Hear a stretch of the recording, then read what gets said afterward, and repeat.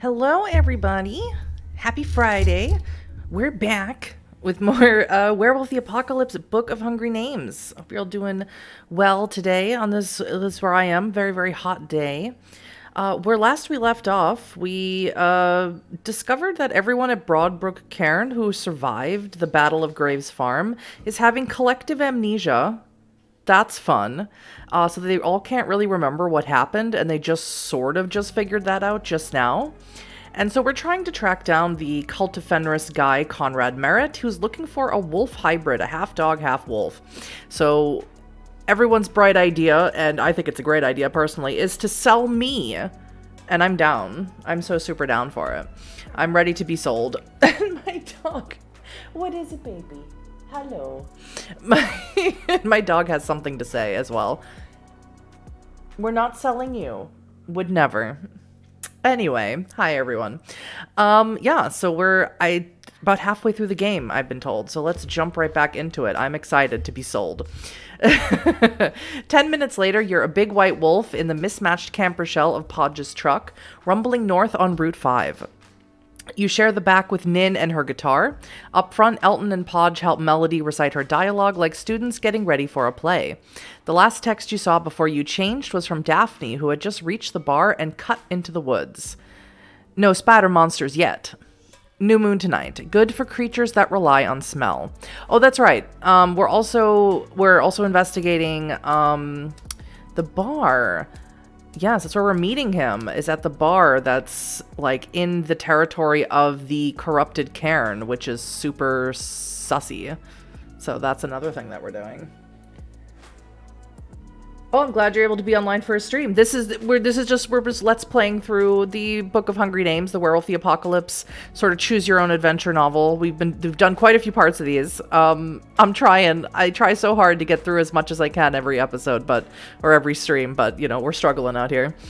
But I do a lot of the streaming now of playing games anyway. And once in a while we do a sort of community spotlight. That's me. Yes. Esther's is busy. The parking lot a mix of hogs and rigs. You don't know much about either, but with a few exceptions.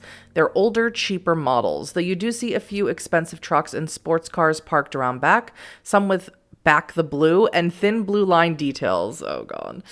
Those are probably off-duty police. Probably. Podge parks between two much larger trucks, and you hop out onto broken asphalt. The Arun checks his phone, then disappears up into the woods to find Daphne.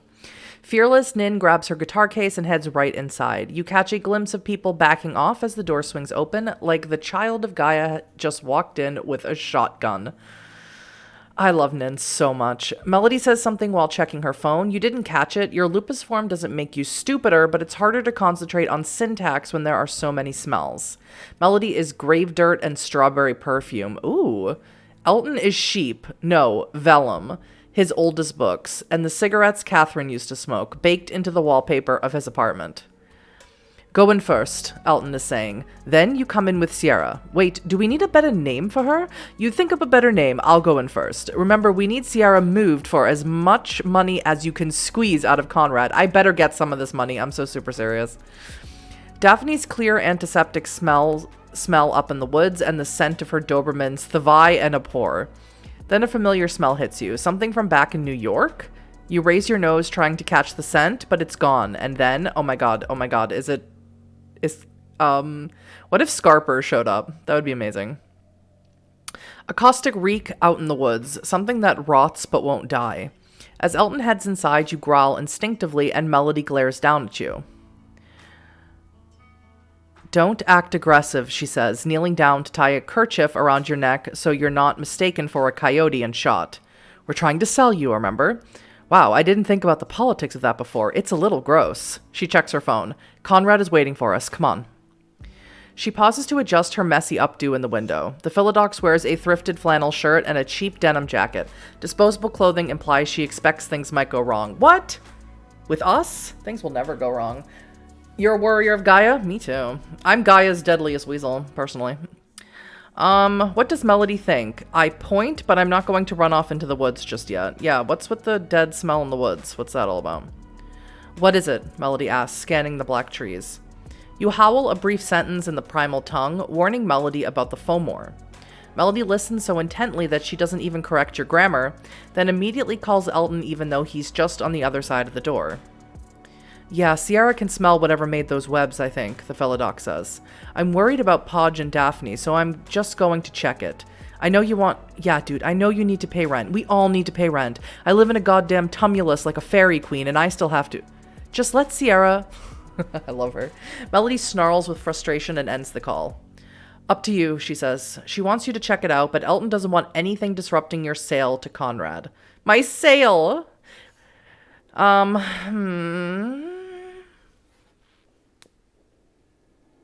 Elton is kind of right about that. I really been waiting so long, like all the way since Hogthrone, back when we got Nin ages ago, to learn more about the Cult of Fenris leader guy. We got to do this. I don't want to like have an issue and then we can't make the sale. We need to learn more about Neo Albion. Let's go inside. Unbelievable, Melody grumbles. Just let me text Podge and Daphne again. Her fingers fly, then she secures your leash. Oh my god. The Philodox scans the woods one last time, obviously tempted to check things out herself, then you both go inside. Esther's assails you with the smells of cooking meat, sweaty bodies, and old beer sticking on floors and tables. People shout and jostle, play pool, flirt, drink. Two stock boys from the supermarket you frequent talk about their favorite libertarian podcasters. Oh my god. And show off their leather jackets. Kyle is such a good writer. The way he inserts certain things that just make you go... that immediately make you understand the type of environment that you're in. It's amazing. A man with a tangled beard and SS bolt tattoos... complains about bike lanes. A few off-duty cops dominate one wall of booths, shouting for the waitress, their sidearms visible whenever they move. Dear God. Elton stands near the side door in a thrifted trench coat and Fair Isle sweater, sipping his beer, watched with hateful eyes by a pair of middle-aged white women in sports jerseys. Yeah, I don't even know why Elton came. I mean, it sounds terrible, but Elton probably shouldn't be here. For the sale. He should be like waiting outside and then come in and we murder all the people that are here. That's a very Garu thing to say. I'm sorry. Nin sits in the far corner, her yellow plastic jacket bright under a single light, working through a complex and subtle melody on her guitar. Nin is a good musical choice, especially with so many Garu in here. The melancholy strains of ambient metal might take the edge off. She's already drawn a crowd of listeners who are drinking top-shelf liquor and pretending they're in a more sophisticated bar than this one. Your still human mind notes that the little Galliard has probably already made the bar more money than they paid her. About time! Conrad Merritt is a short, broad man in his late 20s with a crew cut and horn-rimmed glasses. He's glaring at Melody with a degree of hostility he might soon come to regret if the Philodox can't keep her cool. Melody turns and graces him with a wintry smile as Conrad examines you. This is it, he says. Conrad kneels down to your level. You can smell dip and chemical stimulants on his breath, and his eyes don't focus right behind the glasses. A faint whiff of gun oil, and from the way he shifts his leather jacket, you can tell he's armed. The cops are making him jittery. No. You follow Melody and Conrad to a booth. The tacky wood floor feels gross on your paw pads, but you do find a chicken nugget and, compelled by your wolf nature, immediately eat it. Oh my god, amazing. Two old men in the next booth are arguing about an old topographical map on the wall, one of the restaurant's few decorations. They're both trying to prove a point with their phones, but then they start complaining about the connection. You hear something about a server reset. Daphne and Podge must be busy on the hill above. The lights flicker, and when you see clearly again, it's like motes of dust are suspended in midair. Something pushes through the motes? You're not sure what you're seeing with your limited vision, but you remember something like this. Of course, Everlight in Holyoke, like claws pushing into this world from outside or inside, and suddenly they push all the way through. Jesus. Jesus. Rent is too damn high, it is. I don't think these are good people. No, I'm getting the impression that these are a bunch of assholes who deserve to meet Fang and Claw. A world of screaming metal, straining, grinding, no room to improve. Everything fixed in place, but shrieking under impossible tension. A world perfect, full, complete, and frozen forever. A web finished. The Weaver screams into your mind, screams her vision of perfect order and flawless. So, what do you two lovebirds want? A fearless waitress scratches you behind the ears like you're a Pomeranian in a stroller. Back to the restaurant. Maybe that was an aberration caused by Daphne messing with the pattern line. Oh my god. Bitch, hello? Conrad snaps his fingers under Melody's nose, startling both the Philodox and the waitress. You high? Conrad asks. Sitting below him, you can smell the chemical cocktail sweating out of his pores. He turns to the waitress, shifting again to hide his pistol. Give me a Coors Light. Missy? The waitress asks. A Kier Pamplemousse, Melody says, recovering some of her poise. Let's return to the deal, the Philodox says when the waitress leaves. She reaches into her satchel and slides your false documentation and breed information across the table to Conrad. No, let's talk, the technician says, his focus lurching back to what he can see of Melody under her cheap jacket and work shirt. You got a boyfriend? She's like 23 and he's like 40-something. Gross. Your lupine senses are sending your brain all sorts of data about Conrad that you can't process. Is he deliberately baiting her because he knows or suspects her true nature? Or is he just blitzed on designer amphetamines and podcast brain pills? Either way, Melody is losing her patience. Excuse me, hiccup again. Silverfangs are proud, and though Melody has a job to do, she also has her limits. Elton, across the bar, watches silently. It's so also bad for Elton to be there because I'm fairly certain that Conrad saw him at Hogthrone. Strange behavior might drive my value down, but I pad over to Elton and warn him that Conrad is armed and stoned. I remind Conrad why he's here by growling to keep him from annoying Melody. Melody won't like it, but she needs to stay cool and seal the deal. I remain quiet.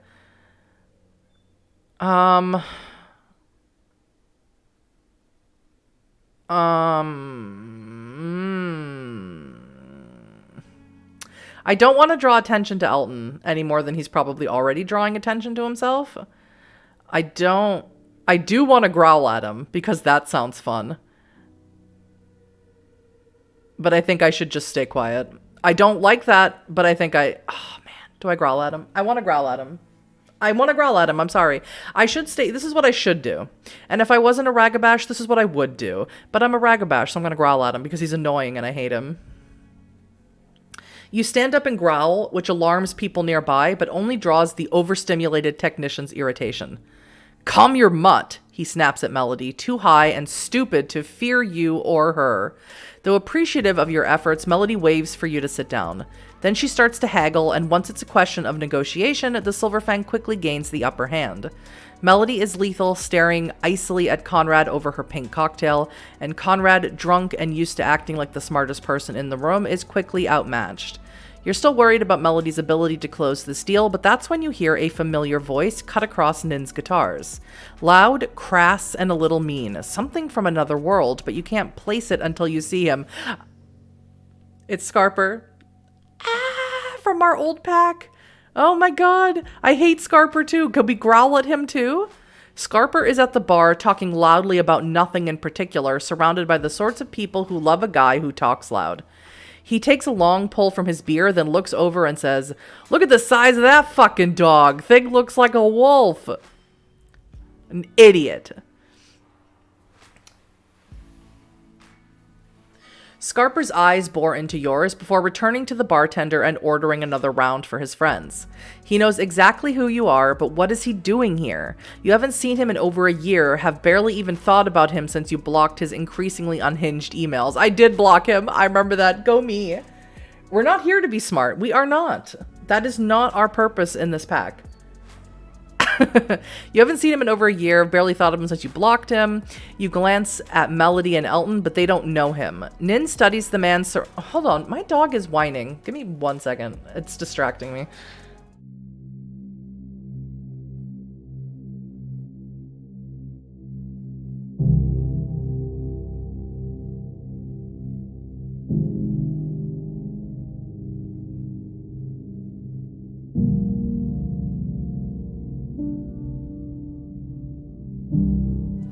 My dog is not a fan of the story. He was upset yesterday, too. He does not like this anymore. He's tired of the story. It's too scary. Let's see. Nin studies the man surrounded by a circle of silent, hard-drinking types who seem entranced by her electric guitar. She switches to a This Mortal Coil song as if those haunting vocals might disrupt whatever witchery Scarper is casting over the crowd. Her clear voice drifts across the bar. Conrad says something to Melody that your lupine brain fails to process, then stumbles away, fumbling with his phone. He heads to the bathroom, texting, then sticks the phone against his ear, trying to listen over the guitar. Melody looks bewildered, then she signals Elton to warn her when he comes back. Elton gets up to watch the bathroom as Melody goes through Conrad's backpack. Speaking of backpacks, you notice a familiar, ratty example of the breed at the end of the bar. Your old green backpack. It looks like it survived Clay's disintegration, and Scarper took it. Whatever you do, you'll have to be careful around these off-duty cops. You don't want to get shot. I mean, we don't, but will we? Sure. Bobby could sense the dick showing up. Yeah, I don't know. He's like not a fan of this story, because what's funny is when I do this, when I do any streaming really, my dog is pretty close to me and just sort of hangs out with me, and he's not a fan of this werewolf story, which I think is quite pertinent. Too scary. What did Scarper bring with him that I can use? I invoke Raccoon and quickly drag my old backpack away when Scarper isn't looking. Ooh. I lurk outside the bathroom with Owl and try to hear what Conrad is saying. I try to look regal for when Conrad returns. Maximizing my value gives us money we need. Too many cops. I stay put and out of sight, trying to see how this plays out.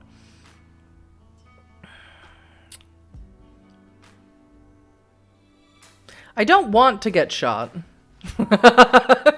I can't stress that I don't want to get shot. I don't. But I gotta know. And I just got my gift from Raccoon and I want to use him. So let's try. Watch me fail. Here we go. Let's try to use Raccoon to get my old backpack back. Boom. The moment Conrad leaves, 3 men and a woman try to buy Melody a drink. They screen you from Scarper's gaze as you crawl around legs and bar stools until you can see the ratty green backpack. You clamp down around one loop, planning to drag it toward Melody for a more detailed investigation, but then a drinker pushes his stool away as he gets up and one leg catches the loop. Damn it. You could probably move the stool with your paws, but behavior that human-like might draw attention. The pack zipper is broken and your dragging has partially opened it, so instead of dragging the whole thing away, you push your snout inside and hope that your nose has become more discerning since your first change back in New York. You snuffle past old food, winter gloves, and tangled wires until you smell something that reminds you of home. Your original home, back before your first change. You clamp down and drag it out, a school notebook from 8th grade you barely used. A faint smell of new ink. Scarper might have found a notebook and put it to work. You get in your jaws and carry it to Melody, who skims it, her expression worried. And the backpack looks like it got snagged on a stool leg, and that's why it opened. Perfectly innocent. Perfect. Hey, look, we did it. I mean, okay. Sierra can't mess up all the time. You're considering whether to try asking Melody questions when Conrad returns, trying not to stare at Scarper. He sits back down next to you with a strained smile. Everyone fuck off, Conrad tells the people around Melody's booth, flashing his gun like the dangerous idiot he is. They all leave. He smirks and sits back down, unaware that a booth full of cops is now watching him. Everybody gets one. We are a winner. Winner, winner, raccoon dinner. Wait. Scarper raises his voice again over Nin's guitar, his tone like a stand-up comedian's, as Melody desperately tries to sell your dubious virtues to Conrad. Can't you play some ZZ Top or something? Scarper yells to Nin, who is covering Warren Zevon per request. Nin ignores him. Is this song about my kebab guy? Hey, how about something with a beat? The two galliards lock gazes and Nin fumbles a chord. With the strange heightened awareness of your lupus form, you know that Nin recognizes a fellow Garu, but Scarper does not. The air feels thick and musty with so much rage. There's an almost erotic tension now as people are compelled to listen. Scarper brays a laugh at Nin's misnote, mimes dancing around and playing a lute. Oh my god, he's an idiot. Like a medieval bard to roared laughter. Someone who appears to know the bone gnawer asks him a question, and as Melody and Conrad toss numbers back and forth, you perk your ears up to listen. Yeah, it was some cult or some shit down in Hotfoot, Scarper says. They all got killed, though. He's almost certainly talking about Neo Albion wiping out Deer Cross Pack. Conrad can't hear him over Melody's ruthless negotiation. Yeah, all sorts of crazy shit out here, Scarper says. Like Eater of Names. Nin drops another chord. What is happening? What is he doing? Here comes the bar fight. I'm ready. This is fucking ridiculous, Conrad says. It's a good animal at a good price, Melody says, smooth and professional. And you're not the only person interested. That's a mud and you're a crazy bitch, Conrad says. Don't fucking text me. Aw. Oh, man. He's want to buy me? He storms out, shoving a waitress out of the way so she spills her tray. What a dick. Melody tenses as if she's about to run him down and chastise him in the parking lot. Then she hesitates as an off-duty cop also goes outside. She places a call. Podge? Yeah, he's on the move, Melody says. No, you need to follow him. I don't care what Daphne says. This is our only chance. Follow him home. And watch out, he's picked up a tail. A cop, I think. Might be FBI, I'm not sure. A lot of problems here with Eater of Names. What is that, an Indian name? This is so disrespectful, Scarper says with a cruel laugh. Everyone around him is listening, but no one is laughing. He's done this before, you realize, fishing for information by talking loudly and seeing who picks a fight. Conrad has stopped at the main door. He's texting frantically. He has to see the police by now, right? Scarper watches Conrad as he continues his patter. Elton leaves the wall to approach you and Melody. Daphne says there's a huge information surge in the Umbra, he says, raising his voice over Scarper's ranting and Nin's guitar. She needs something so she can triangulate, I don't know, something. Says it looks like a police scanner. I'm going to go get it from her car. Phones boop while you stand there, unable to see or say anything. You yip, trying to ask what they're reading on their phones.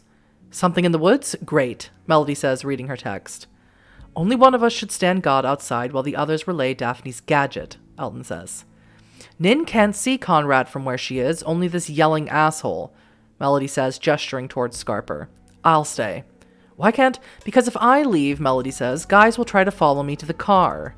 Oh, right. Elton says, oh, right, you're hot. I forgot about that.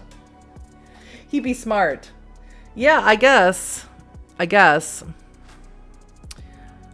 what he's doing. Still an asshole. Everyone needs more information. First, I start communicating everything I've learned. Yeah, I should definitely lay that out for everybody. Melody and Elton don't even know about Scarper, so you start there. But that's when Nin, annoyed by Scarper's hollering across the bar, increases the volume on her guitar. And Elton and Melody look on in confusion as you try to woof the problems to them.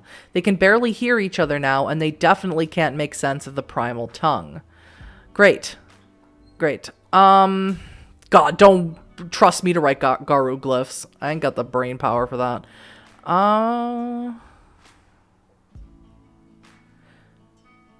Someone will see me doing that. And I'm in lupus form. Jesus. I think that's a terrible idea. I think it's just an awful idea. It's probably the best idea, and that's why I think it's an awful idea. Alright, if no one can understand me and it's too loud, let's go outside and look for clues about what's watching us while Elton helps Daphne. Let's do that. That seems like the best thing for a wolf to be doing is being outside. Go outside. You don't want to just stand around outside, especially with your lupus form altering your customary senses, enhancing your nose while limiting your eyesight to a range of blue and watery orange shades. You hide from headlights as Conrad rolls out in his lifted truck, followed a minute later by Podge. Two off-duty cops are arguing about what to do next to their own truck. An odd smell like hot metal emanates from the dumpster out back. It's unlocked, so you get Raccoon to help you slide the plastic partition open. I love Raccoon. Raccoon's my new best friend. And moving carefully so you don't pierce a bag and cover your paws in filth, drop down into the mostly empty dumpster. Glass crunches under your paws, so you move gingerly towards the smell. Your first thought is that it's a bomb, and that it's for you. But no, it's just a little gray cube with a cell phone taped to it. The tape says Proximio.io. You nose the screen and get a map of the surrounding area with red markers running along the path of the pattern line. You have no idea what you're looking at, but you figure out that the smell comes from some kind of battery pack attached to the contraption. It's running hot. You don't know what this thing is, but you think Daphne and Podge ought to know. But you can't run into the woods just now. You climb carefully back out of the dumpster, make sure you don't have any trash clinging to you, and slip back into Esther's when someone goes out. And I mean, this guy was all over the place 5 years ago, Scarper says, scanning the crowd with cold, hard eyes despite his big, friendly smile. He can see Melody and Nin watching him, and as you look around, several other people are standing against the walls like Elton was, watching the strange scene unfold. Neo Albion? Nin is covering Sweet Jane, which has lured... Kyle must be like a music aficionado, which has lured most of the girls who like girls away from Melody and towards the stage, giving the Philodox room to look around. And no one remembers him. Isn't that weird? Scarper goes on. They didn't even take him off of YouTube. You can still search for Eater of Names and find this guy yelling about space travel. This is the guy that like everyone like can only sort of kind of remember. He was a black spiral dancer, right? From the Battle of Graves Farm. It's the thing that everyone's all confused about. It'll never work. There's too much radiation, blah, blah, blah. Always on the same shit. It's a secular religion, Scarper says with a laugh. Then he coughs and takes a long swig of beer. Something is wrong with this guy, Melody tells you. Remember Hog Throne? I think we need to get ready to get out of here, to get everyone out of here. Check the exits for... The air grows rigid with the spiritual proximity of the Weaver. Melody's phone boops again. I don't know what any of that means, Daphne, she snarls. She doesn't elaborate as Scarper clears his throat and goes right back to doing impressions. What's weird is that Podge searched all the usual search engines for Eater of Names without success. How did Scarper find him? With Conrad gone, you wonder if you should hop into the bathroom with the clothes in Melody's bag and change back. Nin finishes her song and shifts her weight as if she's getting ready to change right in front of her fans. Please don't, Nin. Please don't do that. Should have gone as Hispo. I mean, if I had the opportunity, I would have, but I was trying to get sold. Friendship ended with Raccoon is new best friend. Raccoon is new best friend. I had to go as Lupus to pretend to be a wolf for sale, but it didn't go very well. They didn't want to buy me. I don't trust Scarper. I edge behind the bar. I edge him. I edge behind the bar, ready to attack if he tries anything. I mean, I don't think he's going to try anything, but I would not want to miss the opportunity to hurt him. I visit Nin and reassure her. I'm worried about the people here if something happens. I check the side door to make sure they can get out. Melody is right. We might need to go. I check see if the side door is unlocked. Obviously, they want me to do the side door thing because there's two options here, so I'm not going to do that. I'm going to go stick close to Scarper. Maybe he'll recognize me. Scarper is no longer looking your way, so you wiggle through the crowd and get behind him and to his right, where the bartender would be standing if she weren't beside the old Galliard, slack-jawed and hypnotized by his impressions. So why doesn't he show himself? Scarper says with the hectoring tone of a conservative talking head on cable news. Pussy Glenbeck. A few years ago, he was all, we are prisoners on this blackening blue globe, and he coughs again, finishes his beer, and waves for another one. Why spread our poison to the stars? This is the price you pay for everything you've been given. His voice changes halfway through and he coughs again, then looks around as if he doesn't know where he is. Suddenly afraid, eyes watering. Maybe there are no stars out there at all. We have let humanity dictate what is true for too long. A ripple passes over the skin of his face, and the people nearest Scarper blink in confusion as a flicker of delirium touches their minds, but no one else seems to notice anything strange. Why have we tolerated their naming of things for so long? Scarper says, his voice suddenly deeper, his eyes wide and terrified. Great. And then his eyes go blank. We are their jailers, but we have failed in our duty. We have let their mind children spread. Not the mind children. No. No more. No more. They thought I was dead. But some dreams cannot. Then Scarper's mouth splits down the middle, and a snow-white lupine jaw, smeared with blood and filth, pushes out of his skull, followed by burning green eyes. People finally start to scream. What's happening? Help me. Help me. This sounds like Black Spiral Dancer shit. Hey, buddy. Did you dance the Black Spiral?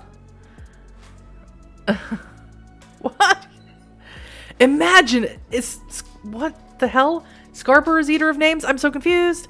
Imagine it, Eater of Names roars, rising to his full height so his shaggy head scrapes the ceiling and his burning eyes illuminate the bar. Everyone freezes again, screams suddenly cut off. Imagine that in your arrogance you sought to escape your mother, Earth. Cloud, please stop whining. It's not that scary, I promise. You can't even see the picture from where you are. Do you want to leave? Let me let my dog out. He's still whining.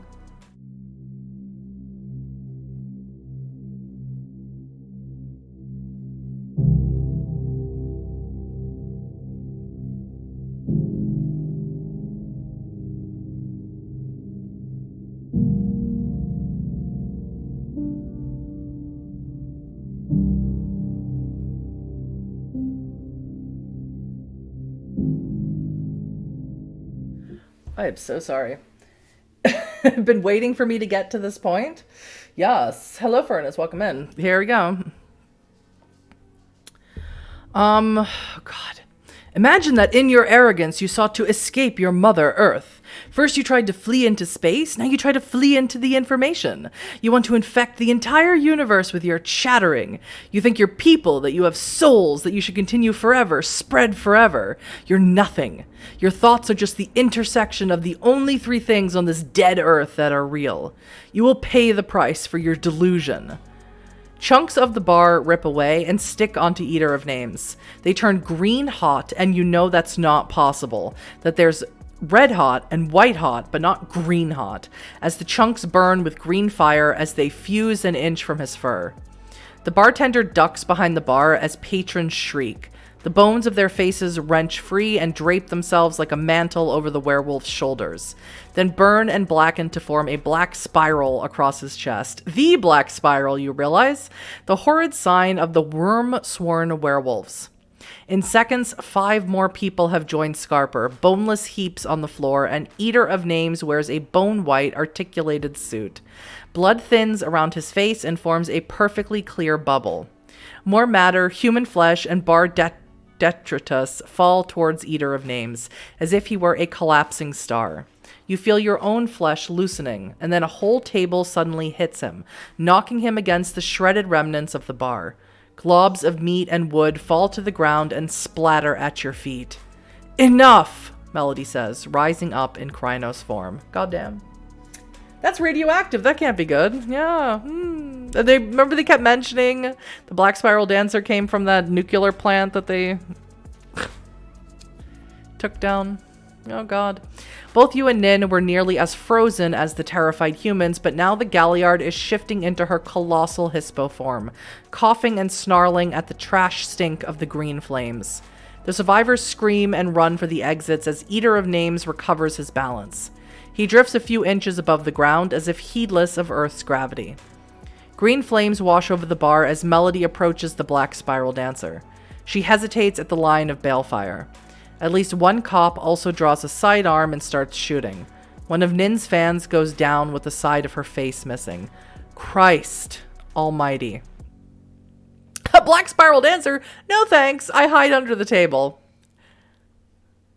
You have no idea how tempted I am to pick that one. Just to see what happens. I just want to... It's so cowardly and terrible.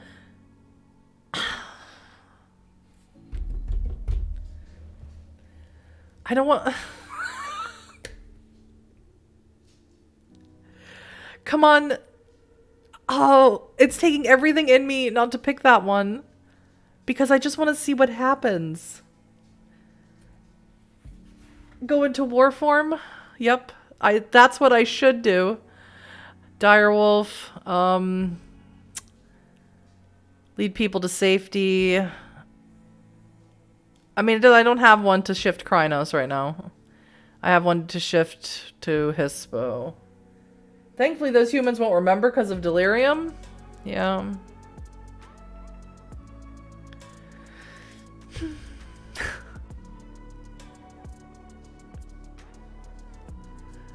I don't have anything to shift to Krynos. I could help Nin. I'd rather help Nin. I really want to know what happens if I just hide under a table. But I will help Nin, I think.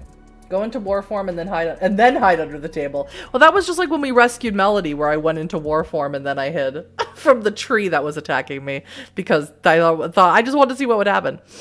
Let's try and help Nin because I love her and I don't want anything bad to happen to her. You leap, then dart around the vile green flames, coming in low and fast around the bar. Eater of Names lunges for you with black claws that emerge from his armored gauntlet, misses, thank God, and receives a vicious kick for his trouble. This restaurant isn't that big, and he's having trouble maneuvering around the bar. You use that to your advantage, dashing between his legs, skidding only on a chunk of Scarper. The Black Spiral Dancer finally manages to grab you by the scruff, just as Nin and Melody slam into Eater of Names simultaneously, blasting him through the wall in a shower of shattered bottles and out into the parking lot. Glass rains down as the Black Spiral Dancer's helmet shatters. Nin and the Black Spiral Dancer roll, snapping and slashing at in a hurricane of teeth and claws. When Eater of Names shoves Nin away, Melody slashes him across the back. He drifts away, floating a few inches above the ground, surrounded by spinning, suspended chunks of his armor. He's not invincible, you realize, as you and Nin circle to flank the armored monster. Your blood is up, your rage burning, but you force yourself to think tactically. Where are Elton and Daphne? The Theurge darts between two trucks in his shimmering blue-black Krynos form, then leaps for something in the sky, illuminated by Esther's single external light. A moth with a body the size of a man flits through the air, wings deformed and asymmetrical, an expressionless human face visible amid churning mouthparts. Its flight path is bizarre. It describes a clean parabolic arc, a ballistic arc like an arrow shot from a bow, but it moves too slowly. And its wings aren't sufficient to keep it aloft. You only have a second to look, then Elton grabs it out of midair. The two combatants tumble across the grass, fighting viciously. But more moth things drift overhead, preparing to dive. One buzzes Nin, knocking her off balance just as she leaps for Eater of Names. The black spiral dancer is faintly luminous, sickly white and green as he continues his retreat. Another Fomor lands and folds its twisted, asymmetrical body up into the shape of a cloaked man as it stalks towards Elton. While a third just hangs there, its size and distance hard to gauge for some reason, waiting for Melody to turn her back on it. Most people have fled over the broken wood and concrete to escape to their vehicles or into the woods, but you spot a few at the edge of the parking lot. One is fumbling for his phone, trying to take pictures. His nerve breaks and he flees, but you think there are others trying to record the fight. Great. Great. Okay, I change into my Krynos war form and throw an e-bike at the Fomor circling Melody. Oh, there's a bunch of them. I shift into my Krynos war form and obliterate the Fomor closest to Eldon.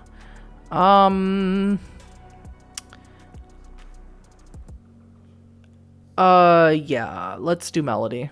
Let's throw an e-bike. That sounds fun. Yeah, get in my Krynos form. You spot a suitable machine, one bigger than you could ever pick up in your Hamid form, then put your paw on it and transform. Your mental body plan instantly remapping from your four-legged shape to a massive two-legged configuration. You pick up the e-bike, now proportionately no larger than a child's trike, and hurl it just as the moth Fomor's wings stretch out in preparation for a dive. You hit the Fomor right in the middle of its thorax, and its carapace cracks like porcelain. You hit it so hard, in fact, that it seems to vaporize like you just blasted it with a phaser. You blink, confusion momentarily overcoming the rage of your Krynos form. It's just gone. A second later, Elton's claws tear into the other Fomor, slashing through its carapace and ripping its thorax from its... What's the other part? Its abdomen? Elton would know. Anyway, it twitches and spasms, then it too flashes away into nothingness, like a puppet yanked backstage. Christ. This is fine. This is fine. E-bike. Yes. Now I want the opportunity to hide under the table that I'm Krynos. A sudden bang as Daphne's web-slimed car slams into a parked truck. She hops through the shattered driver's side window, lean and spider-like in her glabro form, and lands gracefully with a silver pistol in her hand. Parts of a dead moth Fomor cling to the mangled car, leaking filth. Eater of Names looks from Daphne to Nin and Melody, both ready to continue the fight. When you and Elton close in, he flits back like a squid. Chunks of moth Fomori lie in heaps on the asphalt or the nearby grass. Most have just disappeared. Almost everyone not horribly wounded has fled, some on foot. You killed the Vi and abhor, Daphne snarls. Oh, Daphne, sorry. Southern accent. Miss Clear's Dobermans, you remember. Pain is the world, Daphne, Eater of Names tells the glasswalker, who flinches. I thought I killed all of you, he says. His green balefire gaze flickers to you. You can see cities burning in his eyes. Shards of broken glass still hover around his head, twinkling in the starlight. Vines and roots churn out of the asphalt where his booted feet float a foot above the ground, writhing like severed insect limbs. I can't. We're purer than we were, truer to the litany. I can't say that. That's too silly. I'm not a Philodox, I'm a Ragabash. I do want to know, yeah, how did you come back? I do want to answer that question for me, please. Everyone who matters is going to come back, Sierra. Eater of Names says. Once it's done, once the world is... Don't listen, Melody snarls, shuddering with fury. Nin growls, circling the black spiral dancer. But though you can see Elton struggling with his rage in his Krynos form, he's forcing himself to remain in control. He steps backward, which gives Eater of Names room to flee if he wants to. The black spiral dancer seems confident and focused, in control of his rage. Is he smiling? You try to ignore the madness inherent in the form you've adopted and think, is this perhaps the wrong time to strike? You look from Melody, desperate to end this threat now, to Elton, who seems willing to let the fallen werewolf slip away. Daphne raises her silver pistol.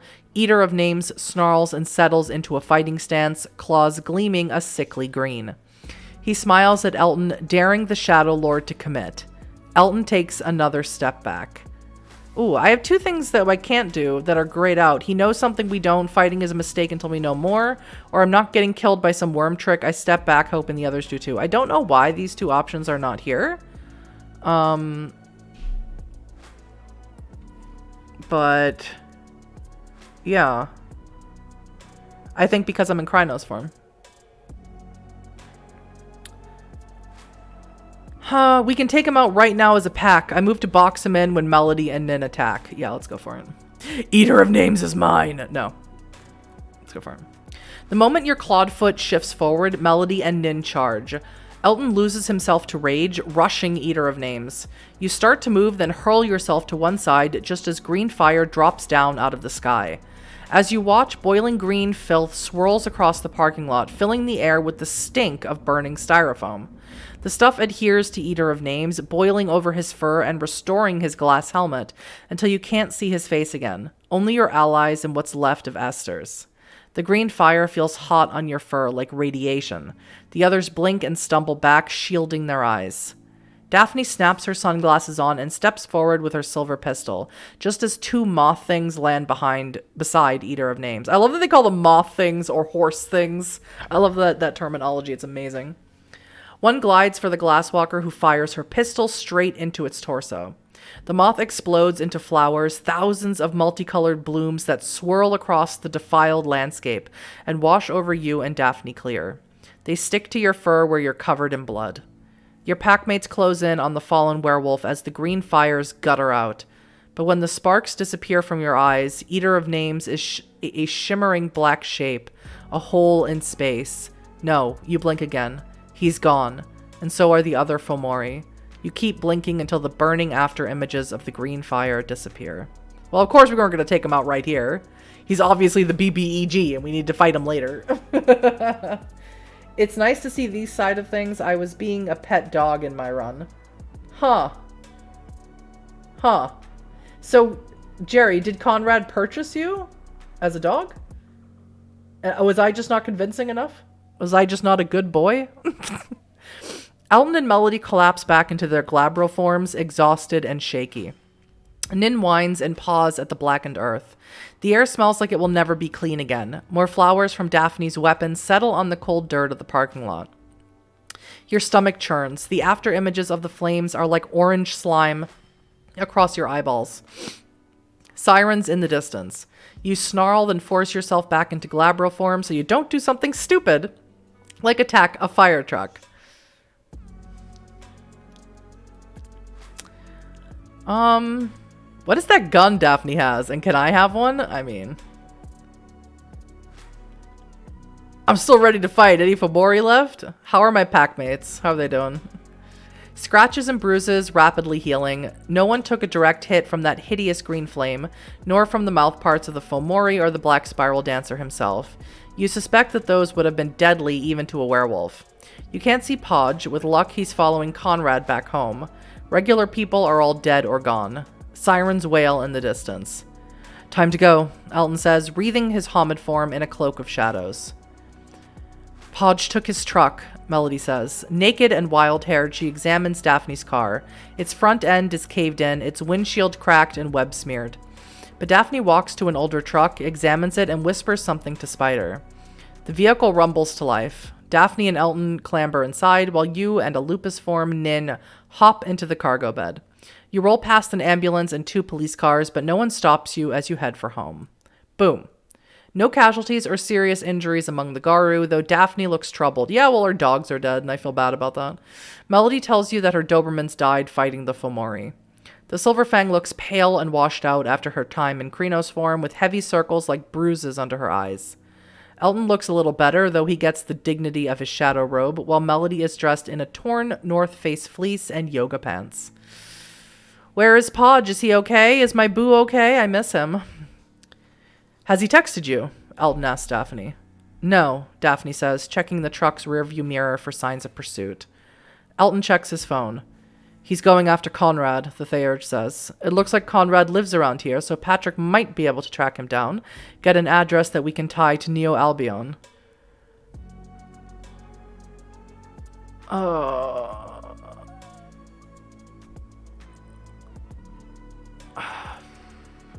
Yeah, I already asked this and didn't get an answer. Really? You were able to just be a dog? Why not me? Sierra bad boy? Not a good dog? Sierra best boy, I think. Any chance you two stopped Eater of Names already? I ask Melody and Elton. I'm terrified of what his return means. Yeah, like, can we get a little lore dump on Eater of Names real quick? I know we've talked about him a few times, but I have the brain of Swiss cheese, and so just tell me again. I wish we could have, Melody says. I think he planned his resurrection carefully, or someone planned it for him. But I also think he was genuinely surprised when Nin tried to bite his legs off. Nin woofs, her tail bangs against the floor panel.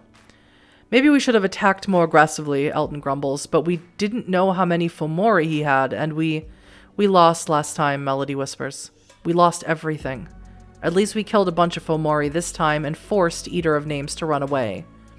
But the question remains, how did he come back? Elton says. We thought he died at the Battle of Graves Farm. Could he have partially escaped into the Umbra before his death, and then somehow infected Scarper and burned him away, replacing him? Sierra, you knew Scarper best. You should look into how and why he came here.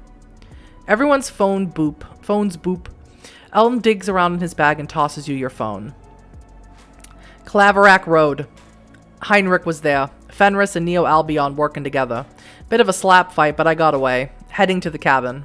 Oh my god, he's heading to our house. That we share. Did I mention that? Nin is still best girl after Spider. That's true. That's true. Did we win? Do we ever? No. No. I mean, we scared off Eater of Names, but that's about it.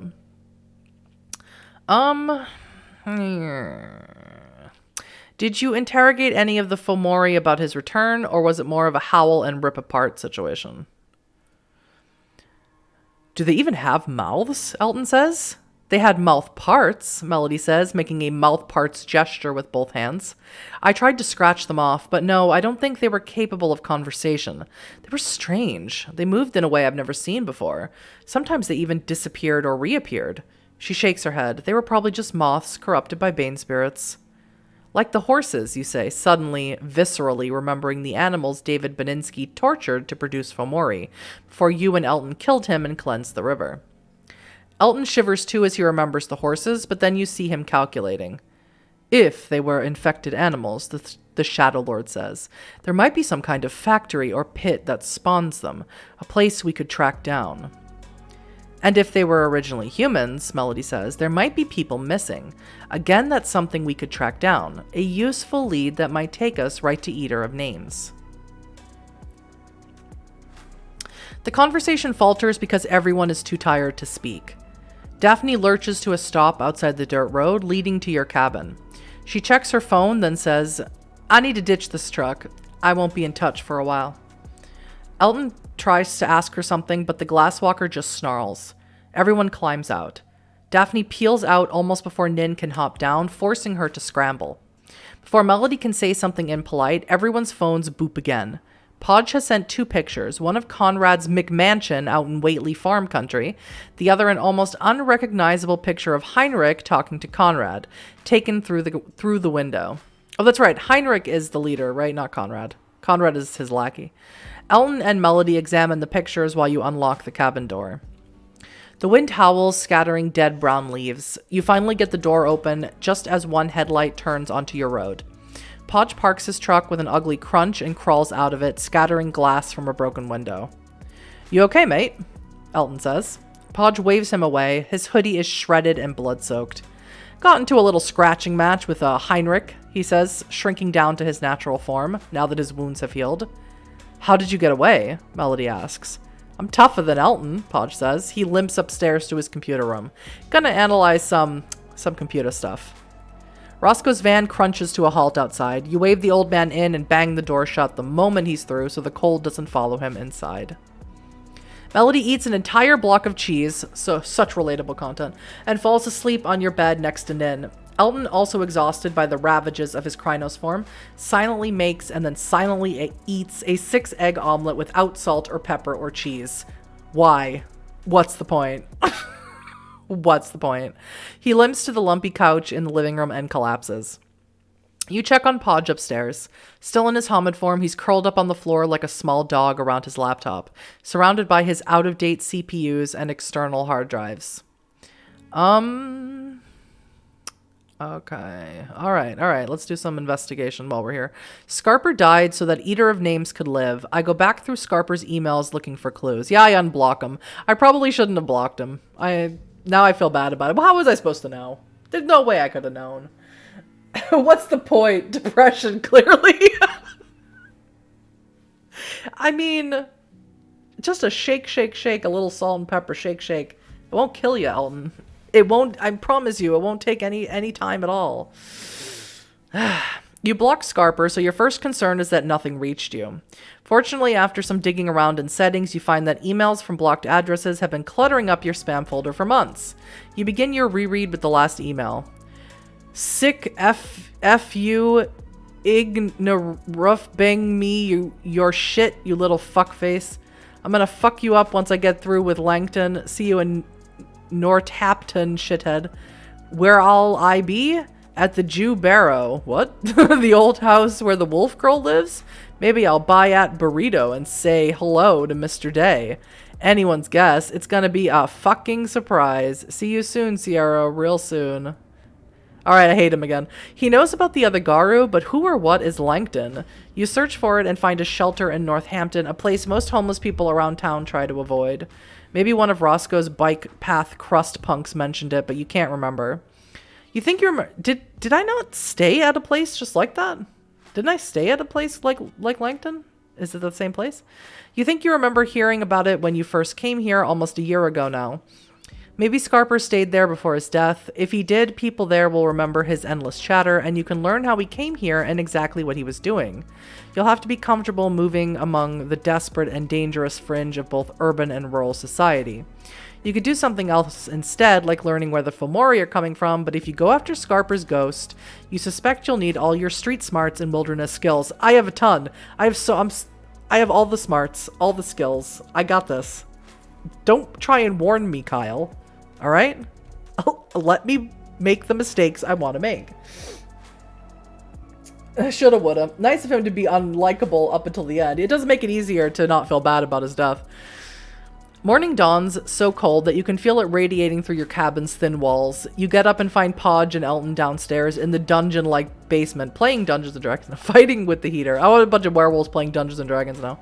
Maybe it's the oil, Podge says, flicking the oil gauge. Check outside? I need to go to work, Patrick, Elton says, and I'm too tired to think about how this house relies on oil.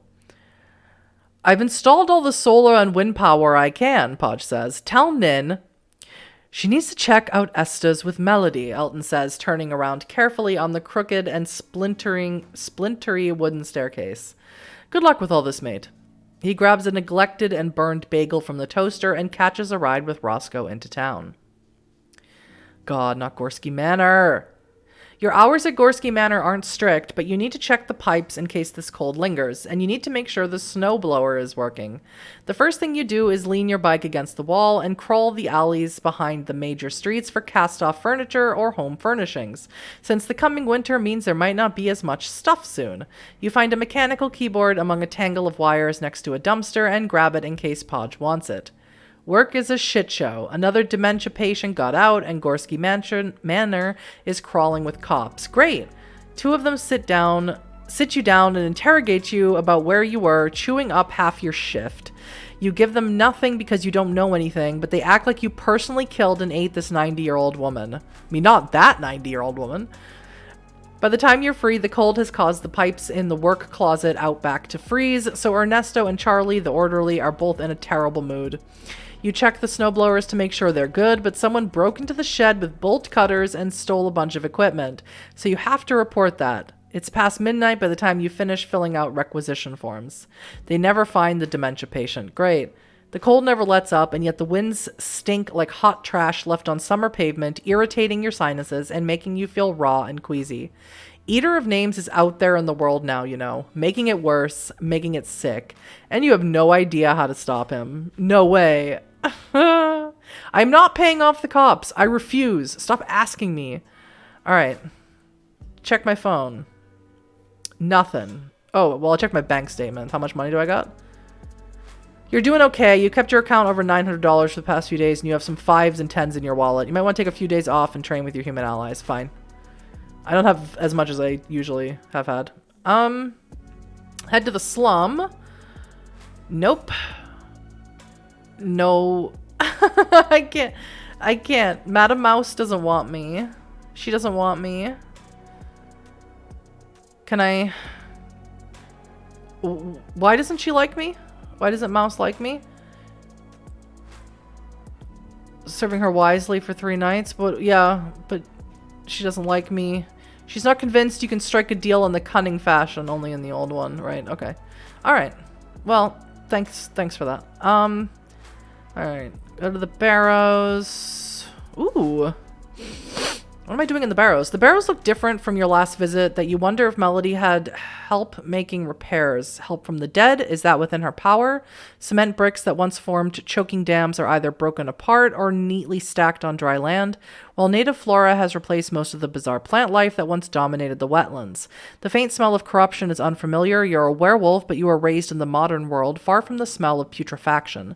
The smell of decaying flesh is unpleasant, but preferable to the eerie warmth that used to hang over the barrows. It smells natural, the worm performing its intended function, perhaps, not rampaging, insane, or omnicidal. You try to feel the spirits of the dead, the mighty Garu ancestors that are supposed to guide your actions and bless you with their power, but no spiritual intuition reveals the ghost world to you. Okay, I don't think we've been here before. Yeah. Let's approach the north barrel to the white doors. If we have, I just don't remember. Oh, goodness. Look at all this. The doors are so clean and white that they seem to glow in the moonlight. The slightest touch of your hand opens them. As you step inside and turn on your phone's flashlight, you see ribbon-thin chains along the walls that appear to operate the opening mechanism. They whisper faintly as the door slides shut. Your flashlight illuminates Garu glyphs of considerable antiquity. Melody has recently cleaned this chamber, sweeping away cobwebs and detritus, but it feels old and the ceiling feels heavy overhead as you step into another circular chamber like the one where you first encountered David Beninsky. Here are the ancient dead, the Garu who preserved Broadbrook for centuries. Most of the names and symbols have faded into illegibility, but you can still make out 3 names that hum with baleful power. Pankiller, unknown tribe, Ragabash, Chains the Lie, Silverfang, Auspice, unknown, Wings of Smoke, tribe unknown, Theurge, and this grave has its own statue of a grim wolf with one eye carved so it reflects the light, Malachi Palace, Silverfang Philodox. So a relation to Melody. Across from them, you recognize the beaten copper mirror that stood behind Jasper Heaney's, catafalque. Melody has polished it so it gleams. Past the mirror is a short passageway that ends in a great cleft in the earth. Shining your phone flashlight down reveals shattered, abandoned statues and tombstones mixed with bones. It's a chilling sight, but you feel no power within. Cool. I feel overwhelmed suddenly. Overwhelmed. What was the first one? Pankiller. Where's Pankiller? What's Pankiller? Let's check that out. You feel something, someone, the ancestral spirit of a werewolf, writhing in that niche, twisting in agony, bound and buried and forgotten. The spirit's pain is incredible, its rage white hot. When you wipe mud from the marble plate, something tries to reach for you out of the umbra and drag you into the silvery flames. Don't feel bad for him, Melody says behind you. He deserves what's happening to him. The Philodox stands behind you in a quilted gown, holding a candelabra. She sets it on an empty niche so the candlelight illuminates Pankiller's prison. This was the last one, she says. Greynail and Holds the Dawn tracked the last Pankiller down in Providence, Rhode Island. That's actually how they met. How Holds the Dawn, she was just Jane back then, came to Broadbrook Cairn and eventually rose to command the Shadow Lords here. They followed a bone gnawer who was trying to find the last Pankiller after he killed her whole pack. They got him. They bound him. That bone gnawer went on to teach Podge and quite a few werewolves who had the sense to get out of Broadbrook before the end came. Jane died fighting, but, well, she's not like this schmuck. Ah! What did he do to deserve this? What did he do? My dog is barking.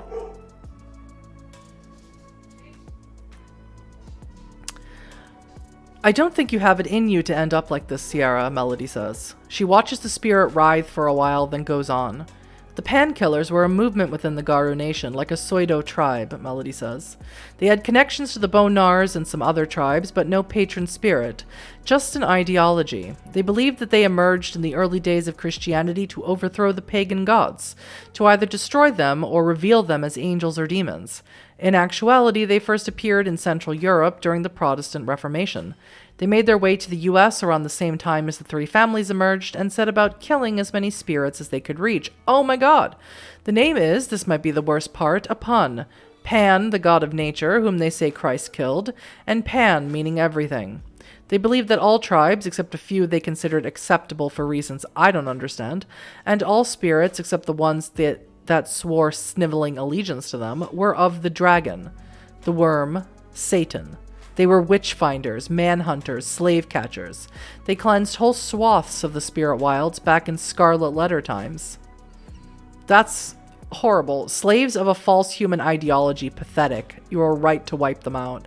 Ooh, that's very zealous of me to say. That's not very ragabash of me to say. Why did they attack the three families? Aren't you good little monotheists? An idea I still find bizarre for a werewolf. No. But that's insane. The Garu need the spirits. Even in the most practical sense, we need the gifts they grant. We're all insane, Sierra. Everyone keeps saying that. Melody says, retrieving her candelabra. We're mad with rage, and I think most Garu are mad with ignorance, too. I understand what we are and what our role is. The Garu exist to prevent humans from creating or birthing spiritual entities that will destroy the world. The Pankillers believe that those entities were false gods, pagans, idols. We know now that it means the corporations and governments that choke the sky, poison the water. The Pankillers committed atrocities because they believed absurdities, and they were foolish enough to pick a fight with us. I'm guessing the gift he teaches didn't help in a fight, you say. Melody watches the damned soul writhe for a second, then says, Jane says he was really smart, at least for a cop who was a true believer. The last Pankiller believed in a new Jerusalem in every brick, every chimney. The Bone Gnawers employ lots of spirits to help keep track of their cities, from cockroach to the spirits of whole cities. But a lot of them used to come to Broadbrook because, if you were strong enough, no one saw the city better than Pankiller. And Black Furies used to come through here to see if they had the stomach for revenge, to see if they had not just rage, but the cold hate that Gorgon demanded. But be careful, Sierra, and let me know if those chains look like they need replacing. Her light vanishes as she leaves you alone with the last Pankiller. Pankiller's gift whispers city secrets in your ears, blah, blah, blah. Belongs to those tribes that dig up the ugly truth and hunt down the ugliest souls, only to Bone Gnawers and Black Furies. Okay. Let's check out Chains the Lie. Chains the Lie. All right. Marion Theodore Lubiask. 35 to 81, artisan of the Silver Fangs, he who laid the first and final brick. May the three families always remember the last Garu born to them and the wisdom of his deeds. Okay. Yeah, not the last since Melody was born, but yeah, okay. Examine the statue of Malachi Palace. Old Man Palace will bestow his gift on any Garu who understands honor and how humans can never really earn it. You've proven your honor, but Old Man Palace thinks you stink of man. I'm a stinky. Okay. Breaker of Wings. Check you out. You're pretty sure there's something there. On the other hand, you also know that any exploration will involve unearthing the dead, perhaps in a literal sense. You weigh your desire to know against the ugly revelations that may come about from your explanations. I need to know. I want to dig up some dead people. Let me get my kit. Breaker of Wings, Wings of Smoke. It's probably a coincidence, right? You wipe more black dirt from the... I don't know if that's niche or niche, and I keep saying it different ways. Old bricks tumble away. The earth over your head suddenly feels very heavy, but there's no cave-in. You take out a lighter and watch the flame bend. There's a passage. A few minutes of work clears a hole large enough to wiggle through. You roll into a small circular chamber with the remains of a writing desk and a filing cabinet. The air smells rotten. The cabinet creaks when you open it, revealing names and files from the 1960s and 70s. Van de Grift, Magadon, Lubiask, Mendez Palace. At least some of these names are Garu. 10 hours later, you and Melody have excavated everything you can find and brought it to the surface. It's a few minutes before sunrise. You're taking final inventory as Melody consults with the ghosts of the dead. As sunlight illuminates the graveyard and the lesser ghosts vanish, the Philodox says, "This would be embarrassing if more of us were still alive." Wings of Smoke, a fairly unaccomplished Shadow Lord Theurge, did not die in the 1960s. He swore himself to the worm, faked his death, and vanished into the sky to plot the final extinction of humanity. Christ. He subsequently taught Eater of Names, and upon his death, Eater of Names took his armored suit and vowed that he too would prevent humanity from ever leaving its cradle. As Breaker of Wings would prevent humans from physically leaving Earth, Eater of Names would prevent them from reaching into the digital world. And from what the dead have told me, Melody says, some Shadow Lords strongly suspected what happened and never told anyone. Okay. Amazing. Terrifying. We knew. Melody jumps. Elton stands in the shadow of a dead tamarack tree. Catherine and me, he says. We learned at least...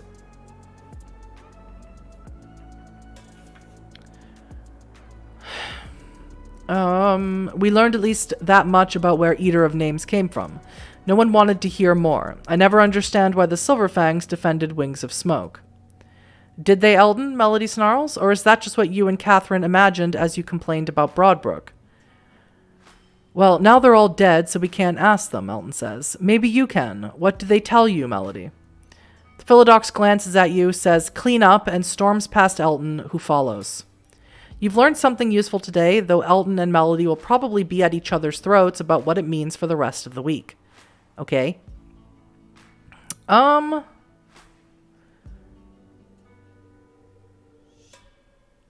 Yeah, Malachi Palace. What's he got going on?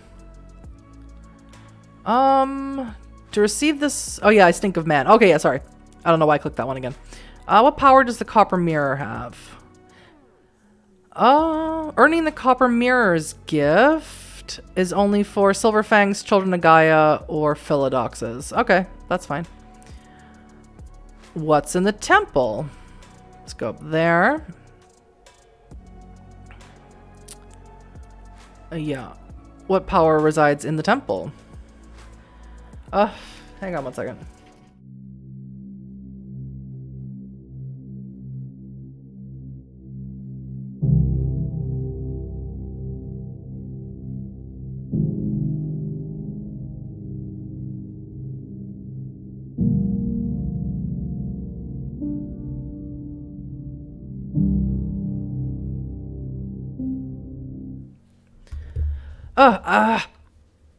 I am so sorry, everyone. I gotta cut my stream off short. I have to go take care of something. So sorry. I'm streaming at the moment. I'll be right there. But sorry. I hope everyone has a good weekend. I'll see everyone next Thursday. I have a little emergency I gotta take care of. Thank you so much. Bye, everybody.